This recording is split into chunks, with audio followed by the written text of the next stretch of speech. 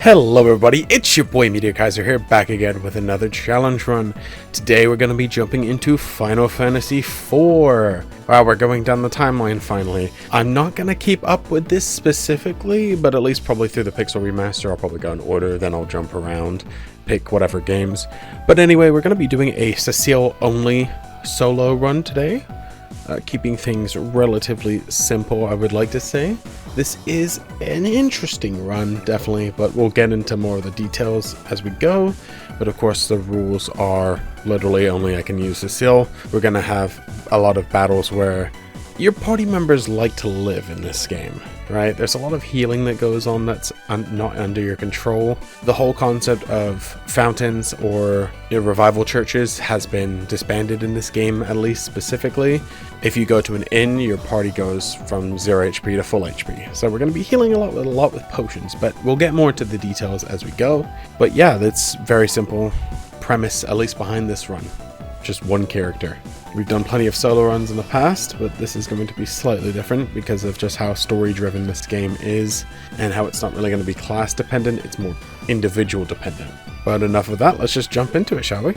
So if you haven't played this game, warning for spoilers because I will probably be spoiling a lot of things. So that is just your PSA. But anyway, the game opens up with us getting introduced to our main character Cecil, or Cecil. I'm going to say both, honestly. Cecil's probably better.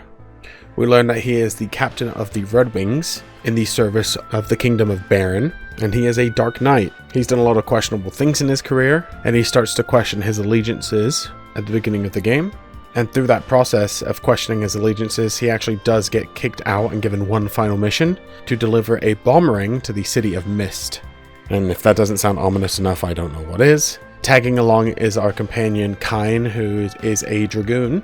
And so, of course, once we get access to our characters, the first thing that we're going to do is murder Kyne. Once Kyne has been defeated and that's all said and done, we can move our way up to the first dungeon, the Mist Cave. Nothing too much to note here. You have your very simple enemies, Sword Rat, Goblin, those types of guys. One big tool that Cecil has to his advantage is he has the ability Darkness. Now, Darkness is an AoE attack that does a decent amount of damage, and it's very good early on. The problem though with it is it costs HP to use. So as we're doing a solo run, it's going to be a little bit harder to monitor our health. If you want to use that, you're going to have to be expected to use some potions. But we make our way through the cave and we run into our first boss fight, the Mist Dragon. The Mist Dragon is more of a gimmick fight, kind of giving you an introduction to the ATB. Very, very simple here. He has two phases, one where he's a dragon, two where he's mist. Wow, who would have thought? He does not take damage during the mist phase, and if you attack him, he will counterattack for a very strong hit. So during those mist phases, you can use that as an opportunity to either heal, defend, whatever you need to. But as it's pretty much just a tutorial fight, we take care of the Mist Dragon pretty quickly. After that's all said and done, we make our way out and into Mist, and then the ring that we have starts activating. It's actually a trap that brings out a bunch of bombs, and we blow up the City of Mist, killing like 90% of its inhabitants. Yay! Both Kyne and Cecil are disgusted at what they've done because they don't actually know what they were doing. Kyne suggests that he murders this girl that's the only survivor here, and we're like, no, we're saving her. But it turns out that this girl is a summoner, and she summons a giant-ass guy and completely drops just a Draco meteor on the area. And now Cecil and Kyne are split up, and Cecil is with this girl that we don't know who is. Our next objective is to go to Kaipo, which is the city middle of the desert. And this is a very plot-heavy game, so there'll be a lot of plot here. But we head over to the inn, we rest up, and then we kind of make a big decision here to defect. We're sick of being, these really bad guys, so it's a bad guy gone evil, or bad guy turned redemption path kind of story. Now we're officially branded as traitors. So we save this girl, and we find out that this girl's name is Rydia, and Rydia joins up with us. And of course, the first thing I do for Rydia is, bye-bye, Rydia. You're gonna have to die. I'm sorry. I don't want to kill a child, but must be done, I guess. It turns out then in Kaipo as well, Rosa, who is our lover or something, I guess, is there. And in order to wake her up, we need to get a star ruby, according to the guy that's, just chilling there. So in order for us to get that ruby, we gotta make our way through the next area, the underground waterway. As we're heading up this waterway, we get introduced to Tella, an older gentleman sage type character who tells us about this monster that's hiding in the back of the lake that we've got to take care of. And of course, what we do first, bye Tella, you're dying. Thank God we have all of this extra equipment and stuff, because it's going to be helpful spending money on these potions, because again, I could heal in taverns, but if I heal in taverns, that means my entire party gets revived and I have to do this process all over again. So it's way easier for me to just potion spam to heal instead. Or if I'm outside, I use like tents or whatever. Tents are pretty useful. We make our way through the underground waterway and into the subterranean lake area. And we get introduced to our next boss fight, the Octomammoth. Octomammoth is a very interesting character. In this subterranean lake area, you would have gotten a new weapon, the Shadow Blade, so it's going to be very useful to equip that. Anyway, how this kind of works is he has, I wouldn't say phases, but he has 8 tentacles. Like every other attack, he loses these tentacles. So it's just a very long, drawn-out fight, but thankfully he doesn't do that much damage in return. It's just a swing versus swing. Really, you should only heal up if you really need to, but really easy boss fight in general. Just kind of long, honestly. We head out of the lake dungeon and make our way through into Demacian Castle. Yeah, that's it. And just before we're able to get there, it actually gets aerated by what we presume to be Baron. And it turns out that, unfortunately, Tella's daughter, Anna, perishes during the attack. Now, Anna was in love with the prince of this castle, Edward, and Tella kind of goes apeshit on him. That's kind of funny. And now we go to get revenge. We learn out that the new leader of the Red Wings is a gentleman named Golbez. So we'll be hearing that name a lot going forward. Now Tella kind of goes off on his own. Is like, I'm going to go kill Golbez for what he did to my daughter. And so we lose Tella and we gain Edward instead. That's going to happen a lot. We're going to be jumping back and forth between party members. Not like it matters for us, because the only one that's consistent is Cecil. So we're good. Anyway, we're able to gain access to a cool little device. Yippee, we get a little hovercraft, and that's going to be able to take us over like the little weird rock looking things on the water, and that'll lead us to our next destination, the Antlion's Den, which is going to have that ruby crystal that we're looking for. We head through the dungeon and we reach the Antlion himself. So the Antlion will do counterattacks. He'll have a counter horn, so that basically means if I'm attacking, he'll hit me twice. In that case, I use some Antarctic Winds, which I happen to be holding, and then I also just swing like normal because I'm really not that worried. It's 18 damage per hit, 24 damage per hit, not that bad. Now we make our way all the way back to Kaipo, and we use that little sand ruby thingy-majiggy to wake up our sleeping princess, Rosa. Now, technically, we have a scene where Edward has to fight against an enemy to bring back his courage or whatever, and that is technically a playable fight. So technically, it's not a solo run completely. However, as that's sort of a scripted scene, it doesn't really count in my position, or at least I don't think so. And voila, we make it through. So now we have 4 party members, and they all revived, which is annoying. So guess what we got to do next? We got to kill them off again. Yippee, we love this. Ugh, it's the most annoying part of this, honestly. Anyway, our next objective is to head to Mount Hobbs, in which we run into Yang, another new person. Yang has a scripted fight against some guys, and again, solo run bullshit thing, so we can't really do much about that. And right after that is a jump right into the boss fight against the Mom Bomb. Ooh, this was a fight and a half. Now, the Mom Bomb itself wasn't a very difficult thing. It's when the Mom Bomb splits and turns into 3 gray bombs and 3 regular bombs that it becomes a little bit more difficult. It's the first real threatening fight that we have. So I really should have moved Cecil to the back row in order to tank these explosions, but instead I just grind up a little bit, gain a few more levels, which is really what I should have done to begin with, but you know, it is what it is. It's mainly those self-destructs that do a lot, so if he's low HP, those gray bombs are going to hit like a truck like 111 or so, whereas the regular bombs are only going to do like 55, so again, not terrible. After clearing through Mount Hob, we head with Yang to the Fable Castle area, in which we're able to pick up a full set of demon equipment, which is going to be pretty nice for us. Nice little upgrade will help. This is a little segment of the game where there's like a mini, I wouldn't say it's a boss rush, it's just a bunch of fights in a row. Edward and Yang get full healed again, so we have to start off the fight by killing them. Just as we're finishing up protecting the King of Fable, we have a fight with Kine. Kine ends up betraying us in order to steal the crystal for Golbez. That's basically Golbez's whole thing, is he wants to take all the crystals, so we got to protect all the crystals. And we get introduced to Golbez in the flesh, Anyway, after that's all said and done, the king is going to give you a ship in order for you to head east. But as soon as we get on the ship, it turns out that we get attacked by a giant-ass Leviathan. That's pretty cool, I guess. Very common theme in these games to be attacked by Leviathans, huh?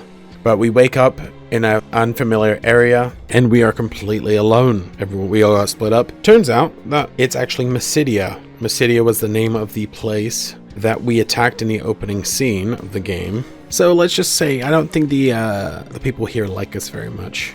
At least they'll still let us do some shopping, but there's nothing really here that we need to get. Maybe some potions and stuff. But we head up to the middle area where the Elder is going to be, and we talk to the Elder. We're like, hey, we're changed. And he's like, oh, I can see that you've definitely started to change, but you need to do one more thing to prove that you are who you say you are. And that is going through the amount of ordeals in order to change our class. First time for this, huh? Yeah, so we're not sticking with Dark Knight for the whole run. We're going to be swapping over to a Paladin eventually. But in order to get us through this area, we need some companions, so he lets us borrow Parum and Porum. Those two are going to be dead and deader immediately, but they are useful in getting us actually into the amount of ordeals, because we need a spell that they have. We have some little side scene where it turns out that Golbez and Kain have kidnapped Rosa, and that Golbez is going to be sending one of his 4 fiends. Very similar kind of concept. And that's, oh god, I can't even begin to say his name. It's Scarillion, I believe.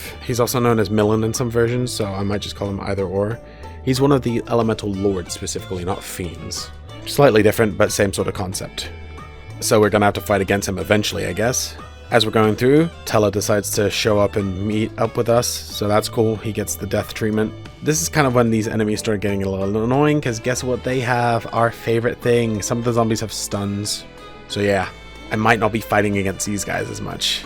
That's fun. But as we make our way to the apex of Mount Ordeals, we have a 2-part boss fight with Scarillion. On the first part, he has himself and some goons. So what I do is I use one of those Bob Fragment items in order to get rid of those guys immediately, so I could just focus on Scarillion solo. Scarillion has access to Thunder, and Thunder is going to do a decent chunk of damage, like 60 or so a hit. So I will have to use a couple of potions here and there. Thankfully, high potions do 500 HP, which is really good for this point. A lot better than that 150 from FF1, that's for sure. But HP wise, he isn't really that bad. He's got a decent amount of HP, but the scarier thing is definitely his Thunder. Anyway, once you've defeated him, you head across the bridge and, oh, looks like you haven't defeated him yet. Turns out he has a second phase.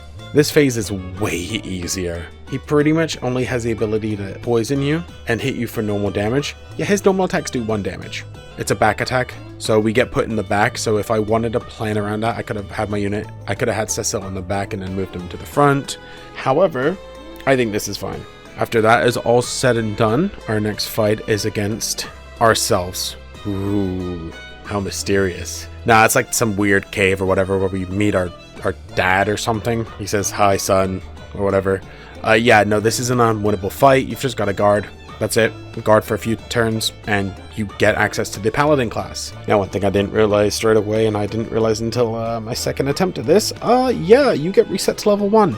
So you're pretty weak. Also, back in Mysidia, there is some decent equipment for you, so it's probably worth picking that up, definitely. Which I wish I knew, but after a few quick, easy fights outside, I level myself up, kind of getting myself not on par, but to level 20 or so, just so I'm not weak. But yeah, let's just go over the Paladin class compared to the darkness-ridden Dark Warrior before. So he's got access to swords like always, except now he has white magic, but it's only pretty weak white magic. It only goes up to Cura, so mid-tier white magic. But he also has access to cover, which is great for us because that means, oh, I can cover my dead units. Honestly, it's definitely a downgrade because now we don't have any AoE. However, I think the survivability factor might be a little bit better for our boy now. So we're just going to have to hope and pray that this works for us. Anyway, we return back to Mysidia, and he's going to give us a teleportation thingy-majiggy to return us to Baron. And now that we're in Baron, we can go around doing a little bit of shopping finally. And our next destination is the pub, in which Yang is there. And it turns out that Yang is mind-controlled. He has no idea who we are, so he attacks us. So that's fun. We have to knock him out real quick. But that's not too bad. After we knock him out, I go outside real quick and make sure that he gets knocked out himself. And we head into the old waterway dungeon right below Baron.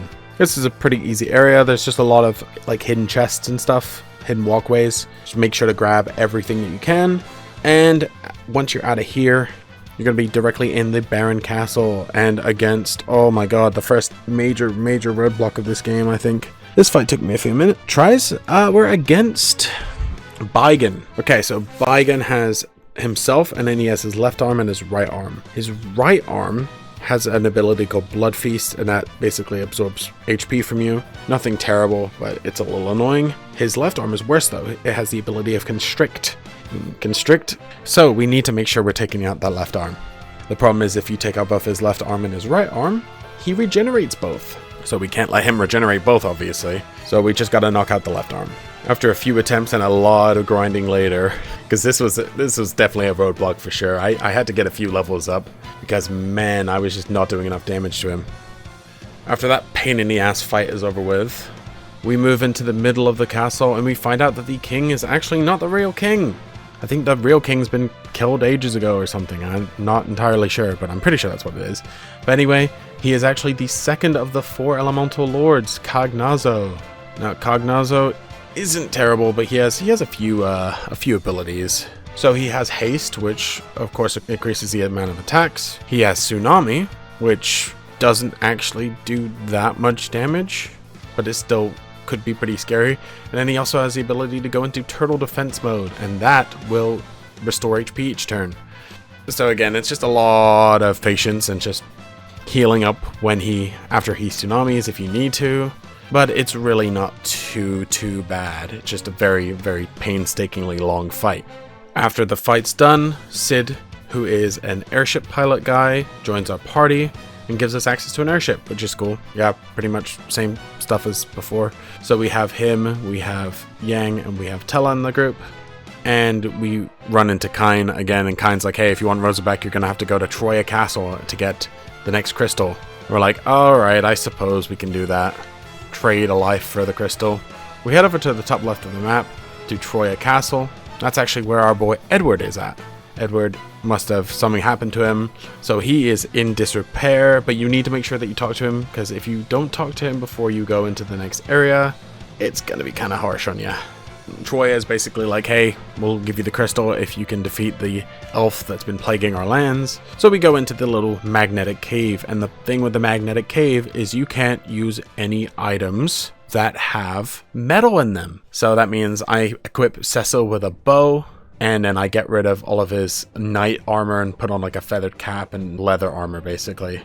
Once we go through the magnetic cavern and we run into the boss, the Dark Elf, we're like, ah, no, we can't fight this guy. We don't have our weapons. And then this harp apparently plays, and for some reason it lifts the magnetism, and we can fight the Dark Elf like we normally could have with our good weapons. The problem is this Dark Elf is scary. It's actually a 2-part boss, technically. The scariest thing about this guy is he has Fire, he has Blizzara, and he has Tornado. Tornado is a very scary spell, and I didn't realize how scary it was because it actually just takes your HP from full and drops it down to like 4 or 5. So after every time you see the word tornado pop on screen, you need to heal or else you're screwed. High potions are going to be very necessary, and if you run out, go back to Mysidia because they've got some. And it's kind of weird how the Dark Elf works. He'll attack you with all 3 elements at once, so he can hit you with Fire, Thunder, and Blizzara, and then he'll hit you with Tornado. That's pretty much the pattern he'll use. So in that time, I'll either use Cura or I'll heal up with a high potion, whatever is easier. It's still kind of a pain in the butt, honestly. It's a very hectic fight. Halfway through, he's going to swap over to the Dark Dragon, which he'll still do the whole tornado thing, but his regular attacks do way more damage than before. You need to make sure you're healing constantly. But so I do have to grind a little bit here, but it's not anything too crazy. So after a few attempts, I clear out this guy, and we get the next crystal. One thing to note is that after we head back to Troya, we say our farewells to Edward, because we're not going to see him again. We need to make sure we have enough items, because immediately we're going to be sent into another dungeon, because once you get in your airship, Kine's going to be like, hey, I see you got the crystal, come bring it and we can do a trade. Yeah, so we gotta make sure we got some potions, and we're gonna need some gold needles. Very important to get gold needles.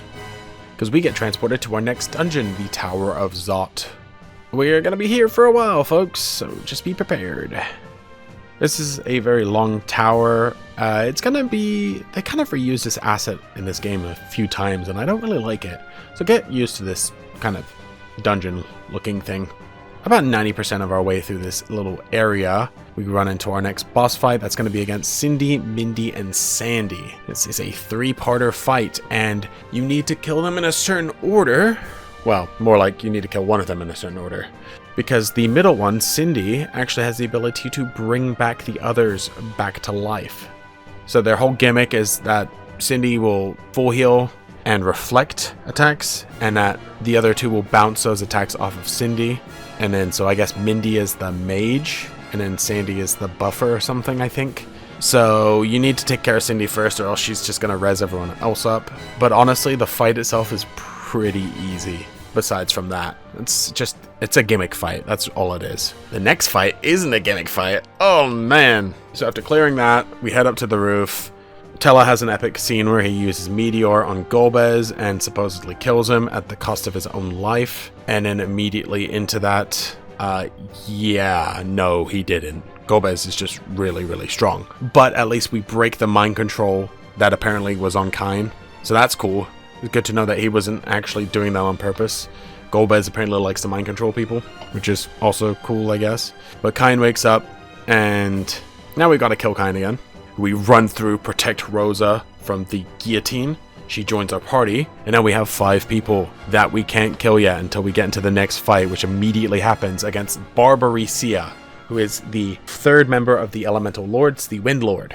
Oh my god, this was a fight. So again, immediately start the fight off by killing off my guys. And let's just say I have to do this a few times because you actually have to do this in a specific order. This is definitely not an easy fight. Probably the hardest fight, or one of the hardest fights of the game. So Barbaria has a normal attack, Ray, and Tornado, which again we know from the previous fight against the dragon that is not fun. So at least she has a pattern, which is very useful. So one thing I make sure I do is, honestly, I lose a couple of attempts. I'm like, yeah, I'm just going to make sure I'm a little higher level. So you know what time it is. It's time to grind. And then have to do the refight again. Ugh, annoying. But thankfully my saves weren't too bad. And so what she'll do, she'll have a tornado form and a non-tornado form. She'll basically go out of her tornado form almost immediately. So before she does that, I do use that as an opportunity to get in one nice swipe before I kill off all my other party members.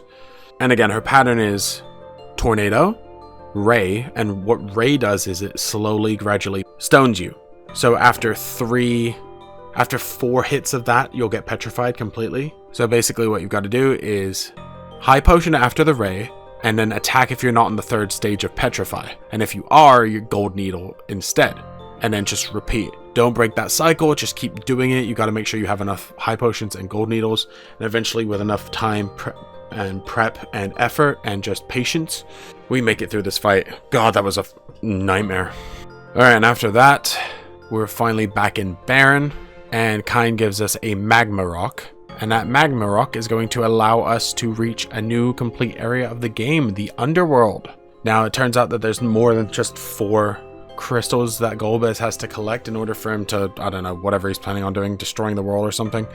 And that is in the Underworld area. So there's 4 more crystals, dark crystals, if you will. Not Jim Henson, dark crystal, but other dark crystals. In order to use the Magma Rock, we have to head to Agart, which is south of Baron. And then you're going to throw that rock in the well, and that's going to give you access there. So we're going to crash into the dwarf castle in a cutscene, and in that we're going to head over to the king. And when we talk to the king, we head through that area. We have a boss fight against a bunch of creepy ass dolls. That's fun. We love these dolls. So it's another one of those instances where you get full healed without choice. So again, I spend the beginning killing off my party members. And then I make sure I fight against these Brinas and Calicos in order, I guess? This is a pretty hard fight, honestly. The only reason is because the merged doll, which you'll get to after you clear out all of the other ones, Calabrina, has the ability to paralyze you. That's fun. We love being paralyzed. But honestly, it's not too bad. You just have to get lucky. So on the second attempt, I'm able to break through everything and clear it out. Then we have a fight against Golbez, but in the middle of the fight, Rydia comes to join us, and for some reason, well, not for some reason, Rydia is like way older now because time accelerated when she was training her summons in the spirit world or something, when she got washed away by the Leviathan or something like that. But anyway, we gotta kill her off again. What a shocker. But the Golbez fight is pretty easy, honestly. But unfortunately, Golbez still gets the crystal, and we have to go protect the next crystal. Yay! It's just a non-stop battle of us losing to Golbez. Even though we beat him, we still lose the war. But the King Gyat lets us go through... I know, his name sounds like King Gyat, but King Gyat lets us go through his secret passage. We grab some of his items, and we head up to our next area. Which, what a shocker. So it's called the Tower of Babel. It's the same dungeon as the Tower of Zot. It's just the same thing, just with different items in it. Like, bruh. So we're gonna go up this like normal, not difficult. Just go up the tower. Well, hopefully for this next boss fight, you save some elixirs because you're probably gonna need them. So it's a combination of a two-parter, I guess. The first is against Barnabas and his doctor, Dr. Lugay. Now this first part is kind of a joke fight. You can either go after the doctor or go after Barnabas first. I just went after Barnabas first because he'll self-destruct regardless, but he'll self-destruct as Barnabas and do way more damage to you. But if he self-destructs as Dr. Lugay controlling Barnabas, it'll do way less damage. So it's probably better to do that option. But after that fight, we fight against actually Dr. Lugay, like some weird amalgamation of himself. So it's probably a good idea to have the flame shield equipped because Dr. Lugay has a flamethrower attack. Every single time that you attack, he'll counter with sleeping gas. And it's going to hit like 90 to 95% of the time. Laser's going to completely destroy your HP as you're asleep, so there's not even a chance. After a few turns, for some reason, Dr. Lugay will panacea you, so he'll full heal you, so he'll basically keep you alive. So you're going to definitely need to have either a lot of high potions or at least a few elixirs. I would honestly just recommend popping those elixirs, because that laser will melt your HP. Your best time to attack is right before his laser. So that's right after he uses beam. For some reason he has a beam and he has laser. It gives you time to heal, and he's going to panacea you right after laser, giving you time to decide how you're going to want to heal. Just to make sure that you have above 2,000, because that laser will do like 2k to you, and it's pretty scary. Very luck based, but you just got to keep going at it. After a few attempts, I'm able to clear through that dungeon, and voila, we can never go back to this place. At least that's what we think. But unfortunately enough, in order to get us out of this place, Yang decides he wants to sacrifice himself to save the rest of us. And then apparently Sid does the same thing, which is kind of weird.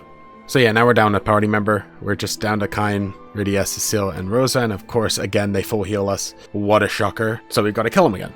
Now we've got to head back to the regular world. Basically, after a few events, you're going to be back near Baron. And what you're going to need to do is talk to some of Sid's men on the east side of the castle in order for them to attach a hook to the Enterprise. And then you're going to need to go pick up your hovercraft, which is going to be around Mount Hobbs, where we left it off originally. And we're going to need to take that over to Eblin Castle, which is in the southwestern continent. And that's going to be able to give us access to the Cave of Eblon, because it's only accessible via the hovercraft. You go through that dungeon, and we're going to meet our next party member, Edge, who again is going to be killed immediately. And guess what we've got to go through again? The Tower of Babel, just on a different side. Ugh, I hate this dungeon. We have two boss fights here. First is going to be against the King and Queen of Eblon, who are Edge's parents. It's not a fight that we're going to win, it's just a defend again, and they're going to leave. And then our actual fight, which a little bit scarier, is Rubicante. So a good thing for this, don't equip flame equipment at all, because this is our last fiend, our elemental lord of fire. He likes to heal the party. What a shocker. And he has, similar to our last Barbaria, he has two forms. This is a little different. He has a hides over with the cape and then opens the cape. You only want to attack him when he has that cape open. But this honestly was really easy. We're doing like, we put on the ice sword and we're doing like 7,000 damage. He's doing like 20 to 30. So out of the elemental lords, this guy was a joke. Really easy fight, honestly. The hardest part was, again, killing off the team.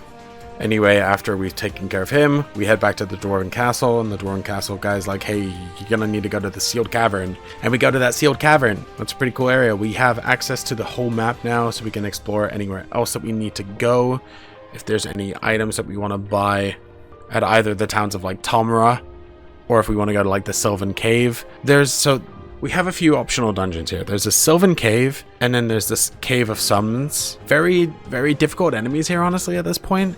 And also, it's for items that we don't need for our run, so we're just gonna ignore those dungeons completely. Instead, we're just gonna make a beeline to the Sealed Cave. So the Sealed Cave has a weird little concept where you have to fight against a bunch of doors. After 3 turns, these doors are going to use a very cool move called Ninth Dimension. You cannot survive it. It is a party wipe hit. So make sure you're in the front row and then you have the Ice Brand equipped. And you're going to have to just be strong enough to make sure that you defeat it in 3 turns. If not, it's going to kill you. So, and you need to get through these trapdoors in order to proceed in this dungeon. So if you cannot defeat them, like I couldn't on my first attempt, guess what you're going to have to do? What I had to do. Go out and grind for a bit. But after a little bit, I'm able to make my way through and grab the light sword, the next equipment that we're going to need. And then the rest of the trapdoors are easy after that, basically. Just as we're about to leave the Sealed Cave, after we've grabbed the next crystal, we run into our next boss fight, the Demon Wall, and this guy was a pain in the butt. So it's a lot easier on this version than it is on the other versions, apparently, at least according to what I've heard. It's an attack until dead, so if you don't kill him fast enough, he'll use a crush attack and it'll party wipe you. So you've just got to kill it before it kills you. That's really all there is to it. Took a few attempts, but I was able to get slightly enough damage in that I'm able to defeat it. Cool. Easy. And guess what happens at the end of this dungeon? Kine gets mind controlled again, and guess what he does? He takes the last crystal to Golbez. Great. Really helpful there, buddy. You really proved that you were worth it. Anyway, now you're going to return back to the king, and he's going to put a drill on your airship, which is pretty cool. And now you can drill your way out of here. There's a lot more optional stuff to do, but you can go between the overworld and the underworld as much as you need to. You can set up getting Excalibur, but that's not a weapon that we're going to be worried about on this run, because we're going to be focusing on getting the Ragnarok later. You can also get a summon in Odin, but again, don't need to. A lot of these summons I don't need to worry about, thank God. But yeah, we're going to head back to Mysidia, and they're going to be like, Prophecy, Lunar Cave, Yeah, so we get this cool little ship called the Lunar Whale, and that lets us go to the moon. Yeah, the moon. Pretty wild, isn't it? Yeah, so we have the moon as an area in this game. I still can't get over that. It's a pretty small area, but there is a very important place that we want to go to. The Hummingways. Now, they have been periodically shown in this game. If you need to rename your characters for any weird reason. Yeah, there's a guy that sells elixirs. So that's going to be kind of helpful. And we may be popping back here later. Our objective is to head into the Crystal Palace. And in the Crystal Palace, we're going to get introduced to Fusoya. And Fusoya basically tells you he's a Lunarian, he comes from this place, and his younger brother, Kluya, is actually Cecil's dad. And that was the voice that we heard in Mount Ordeal, so now that kind of makes sense to us. Anyway, he's going to join our party, we're going to kill him off, and then he's going to tell us that we need to stop the Giant of Babel from appearing. Yeah, no, we don't. Thank God we don't have to go through the Tower of Babel a 3rd time. But yeah, we've got to head back to the overworld, and basically this cutscene plays, and we get thrown into the Giant of Babel dungeon. The dungeon itself is pretty easy. Oh, but the next fight definitely isn't. Man. So, as you're making your way towards the end of this dungeon, you're going to run into a cool little Hummingway guy, who's going to sell some bomb arms and some Rage of the Gods. Those are both fire and thunder spells in form of items. Yeah, you're going to want to pick up a few. It's going to be very helpful. You could probably do this without this method, but I would definitely recommend this. Because you have, a boss gauntlet. Yeah, you've got to refight the 4 elemental lords. Back to back to back to back. At least from what I would suggest is to equip the light sword, the ice shield, the diamond gloves, the sage's meter, and the black belt gi. That's going to help you avoid a lot of attacks more than anything. And you're going to have to kill your allies again, which is fun because Rubicante once again will full heal them before your fight starts. So as we're doing that, we fight the easiest fight against Scarillion. Now Scarillion is basically just going to normal attack you and then curse you. You don't have to worry about being cursed. Just spam bomb arm until he dies. You shouldn't take that much damage while he does that, but definitely spam until he dies. They have a lot of HP, so just heads up on that. Immediately after that, you jump into the Cognazo fight. And now we're going to be spamming the Rage of Gods. Now instead of just spamming, we have to watch out for Tsunami, because Tsunami does like 1,500 HP of damage around. So 4 of those and we're dead. So got to make sure that we're on top of our HP. And that's where the elixirs that we just picked up, hopefully in the Lunarian area, is going to help us. We're going to make sure that we're going to want to be in the back row for this fight as well, because that's very important for Barbaria. She's weak to the light sword, so you're going to want to make sure you have that equipped. And you're going to do the same thing that you did before. This fight is honestly not that difficult, only because we're used to this strategy already. So just high potion after Maelstrom, and stay in the back and just swing the sword. The second that it turns to Rubicante, elixir, because if not, he'll kill you. His Inferno attack does enough damage that'll definitely kill you from where you are with just the high potion. But once you've elixired, Rubicante is easier. Good thing to know is you can swap your items mid-fight, so swap over to the Ice Brand to do more damage, just to make the fight go by quicker. And thank God, that's over. God, that was an annoying fight. Almost immediately after, we have another weird boss fight, but this one's pretty easy. This is the CPU fight. So we've got to take out the defense node, then the CPU, and then the attack node last, because the defense node will heal up the CPU, so we've got to get rid of that. And then the attack node is just attacking for not much damage, like 600. And we have 6k HP, so it's not that bad. After we defeat the CPU, we're able to break Golbez from his spell. It turns out that Golbez is actually also under mind control from Zeramus, who is the big bad guy that the Lunarians were trying to put away years and years ago. And it also turns out that Golbez is Cecil's brother. Kyne comes back and he's like, "Oh no, you betrayed us. Why are you doing this? Blah, blah, blah, blah." But he's like, "Even if you don't trust me, gotta get out alive." But yeah, Fusoya and Golbez head separately to try and take care of Zeramus. And we also do the same thing. So we're going to head back to the Lunar Whale, head back to the moon, go get some more elixirs because we're going to need them. And we head into the final dungeon, the Lunar Subterrane.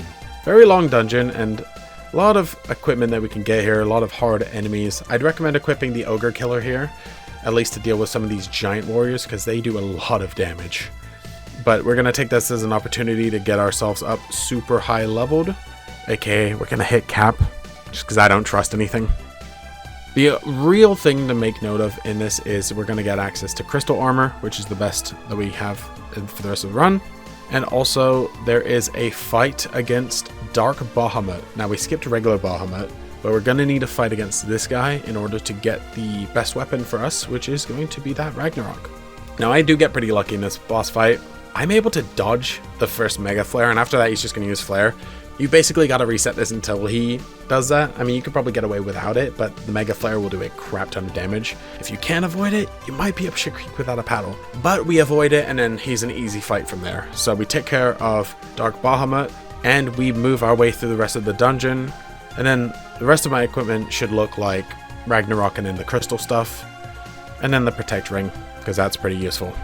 We make our way to the very end area, and what a shocker, we get full healed. So we have first like a Zemus versus Fusoya and Golbez. That happens.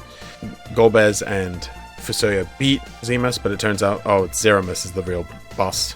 Good thing is in this fight, we get full healed, but we have time to actually kill our party members off, because Zeramus won't do anything to us until he hits his second phase. It just says all magic has been nullified. Not that confusing of a concept. But we kill off our party members as usual, then we attack him a few times until he uncovers his true form. Now, Zeramus has a few things that he can do.